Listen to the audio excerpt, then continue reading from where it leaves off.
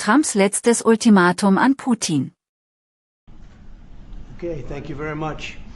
It's a honor, great honor, to have a friend of mine. We've become very friendly over the last number of years.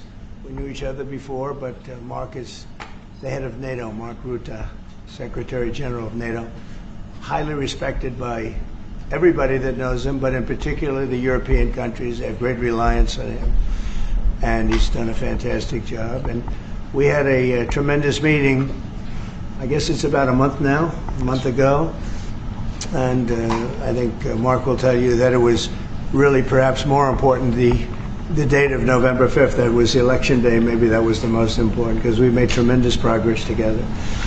And one of the reasons that you're here today is to hear that we are very unhappy, I am, with Russia. But we'll discuss that maybe a different day. But we're very, very unhappy with them, and we're going to be doing very severe tariffs if we don't have a deal in 50 days. Tariffs at about 100%. You'd call them secondary tariffs. You know what that means.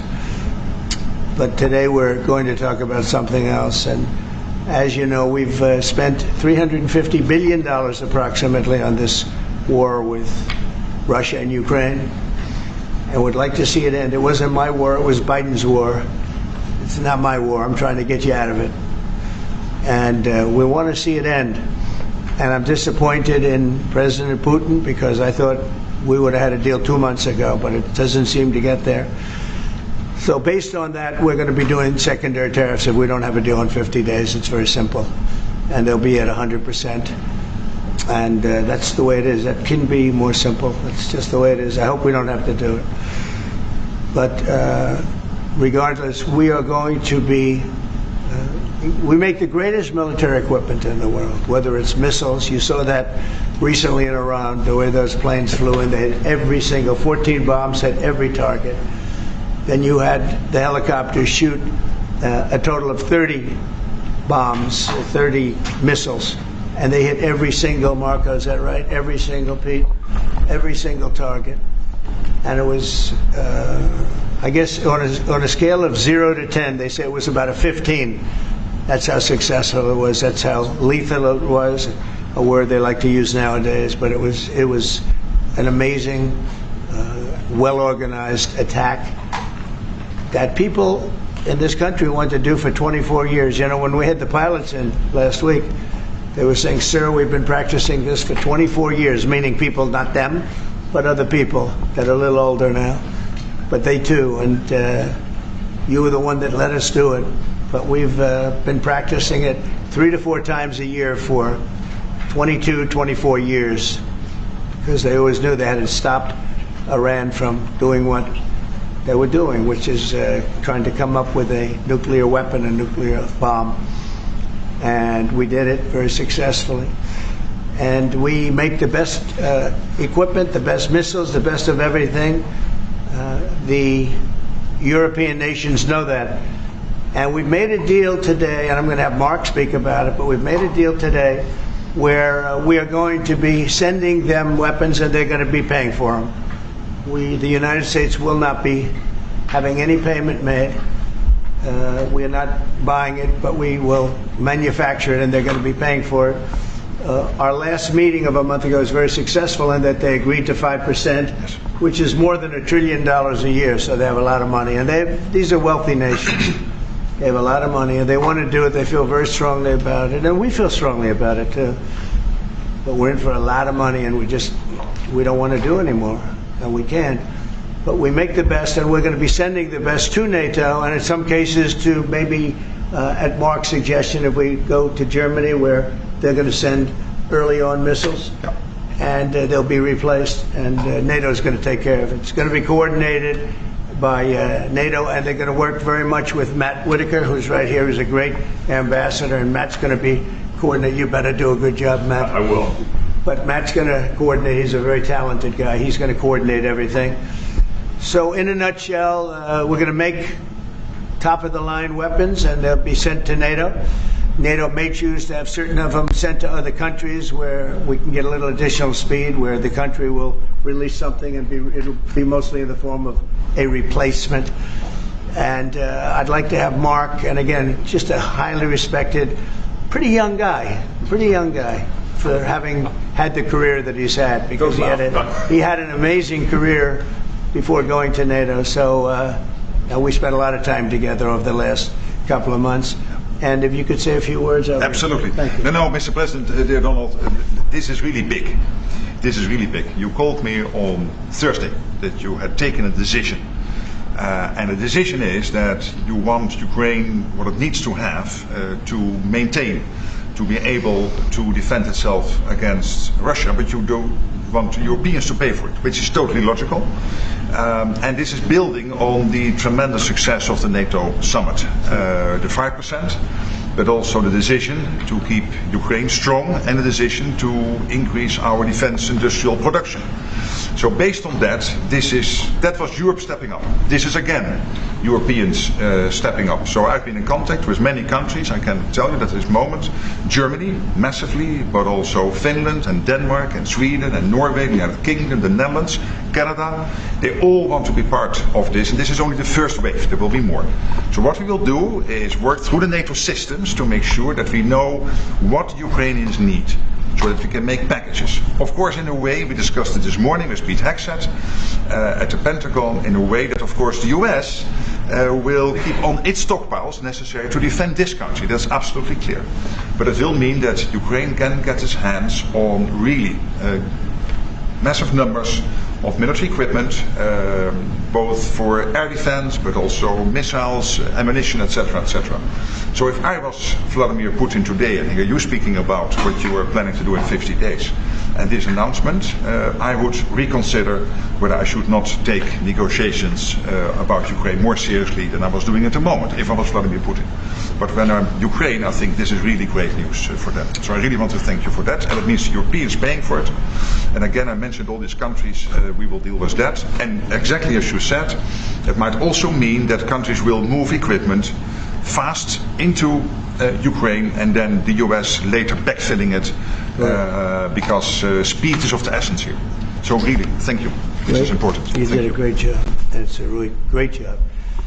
We've been very successful in settling wars. You have India, Pakistan, you have Rwanda and the Congo. That was going on for 30 years. India, by the way, and Pakistan would have been a nuclear war within another week, the way that was going. That was going very badly. And we did that through trade. I said, we're not going to talk to you about trade unless you get this thing settled. And they did. And they were both great leaders. And they were great. But Rwanda and the Congo, that was going on for 30 years. And at least 7 million people killed, and killed with a lot of pretty rough weapons like machetes, heads chopped off, going on for many years. You couldn't even get near the countries. Nobody wanted to get near. It's so frightening. And we got that one solved. Serbia, Kosovo, got that solved. That was going to be one that was going to happen. And again, that was something I used. I use trade for a lot of things, but it's great for settling wars. That was really very important. We're working, Marco's working very hard with everybody here on the Strip, the Gaza Strip. I call it the Gaza Strip, one of the worst real estate deals ever made. They gave up the oceanfront property, one of the worst deals ever made. But it was supposed to bring peace, and it didn't bring peace. It brought the opposite. But we're doing pretty well on Gaza. Steve Witkoff is here, and I think we could have something fairly soon to talk about. And we solved other one that we just seem to have, Armenia and Azerbaijan. It looks like that's going to come to a conclusion, successful conclusion. We worked on Egypt with a next-door neighbor who is a good neighbor. They're friends of mine, but they happened to build a dam which closed up water going into a thing called the Nile. I think if I'm Egypt, I want to have water in the Nile, and we're working on that one. It's a problem, but it's going to get solved. They built one of the biggest dams in the world, a little bit outside of Egypt. You know about that? You've been hearing about that one. And that turned out to be a big problem. I don't know. I think the United States funded the dam. I don't know why they didn't solve the problem before they built the dam. But it's nice when the Nile River has water. It's a very important source of income and life. It's the life of Egypt. And to take that away is pretty incredible. But we think we're going to have that solved very quickly. So we do good. The only one we haven't been able to get to yet is Russia. And I'm not happy. And I will tell you that Ukraine wants to do something. Again, it's a war that should have never started. If I were president, it never would have happened. I used to speak to President Putin about it a lot. It was the apple of his eye. But once I saw what was going on, I said, you know, they're gonna have a war here. I was outside. The election was rigged. And I was outside looking in. And I said, you know, that thing's going to be a war. Couldn't believe it. Because what Biden said was the exact opposite of what should have been said.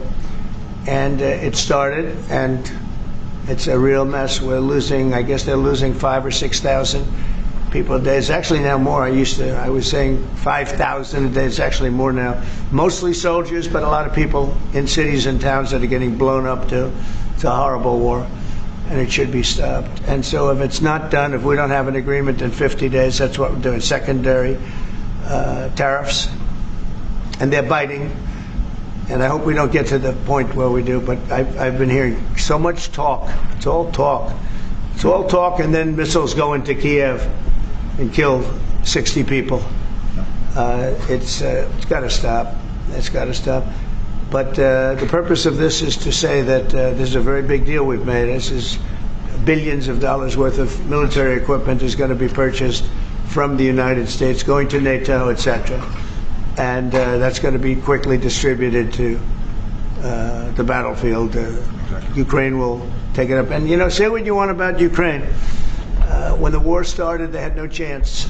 And they still would have had no chance if the equipment, they had the best equipment. Because we do make the best planes and missiles, and we make the best military equipment in the world by far.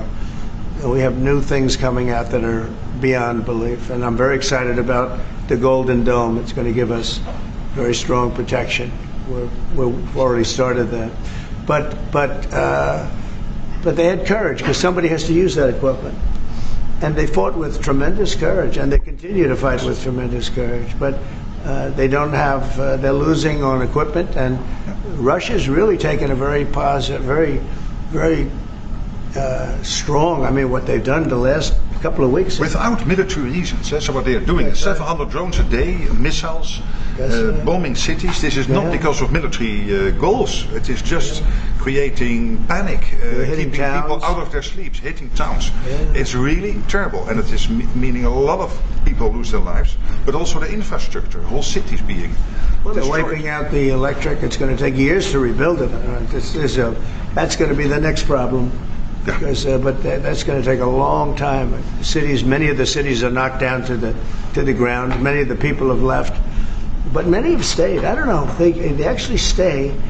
And most have stayed. Actually, it's incredible that they stay, and knowing that a missile could be hitting your apartment house, and your apartment house that you're sitting in could collapse on top of you. And they do very heavy construction. They don't use rebar. They do very thick concrete construction. Those are heavy buildings, big buildings. And heavy buildings, and they collapse like they're made out of paper. It's unbelievable to see this happening with people, so many people being killed. So we think we're going to make progress, and we hope we're going to make progress. In the meantime, we're going to get you good service on what you need.